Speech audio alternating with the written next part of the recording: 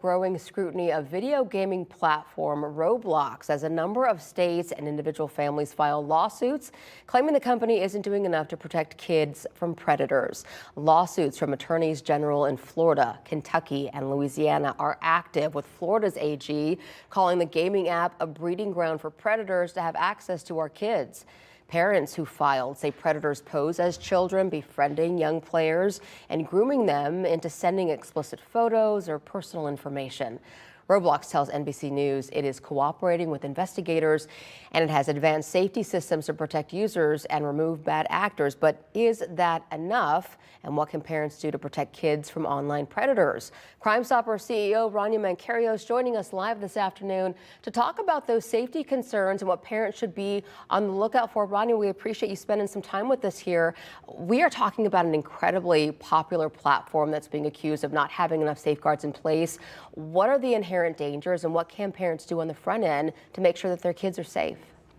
Well, kids love Roblox. 380 million monthly users aged anywhere from 9 to 16, and they see it as a fun, interactive game where they can build and explore and chat. The problem is at the end of the day, it's really another form of a social media platform where kids can engage and talk to strangers. Predators know this. They take advantage of that chat feature. They take advantage that children are not looking for red flags. They use incentives like Robux, which is the in-game currency to buy assets, to get kids to send photos or share information. And unfortunately, kids who are not prepared or aware are falling victim to this. We know there's a federal lawsuit filed by a Georgia family that claims their 12-year-old son was groomed by a predator who convinced him to send explicit photos of himself. That lawsuit also names the platform Discord. If you've made that decision to let your teen talk to others on Roblox or on Discord, what's the conversation look like to make sure they know how to identify a predatory situation? What are the red flags that parents can look out for? Well, in a nutshell, good people don't ask for bad things. There need to be red flags, like a person or a user who wants to move the chat to a private space, or a person who's asking for really detailed information, private information about where somebody might live or go to school or what their personal interests are. Certainly someone that's asking for photos, appropriate or inappropriate, because we have to remember that even appropriate photos now can be changed through the use of AI and other technology, distorted, if you will, to lure children or extort them, make them feel like their back's against the wall, and now they have no choice but to listen to these predators. The key is conversation. So you could be in a family that says we're not going to allow the gaming platform at all. Some people are choosing that, but we have to understand our kids still have access and our kids may find themselves on the platform. So ultimately, we want them to understand the red flags. We want them to know how to get out of a tricky situation.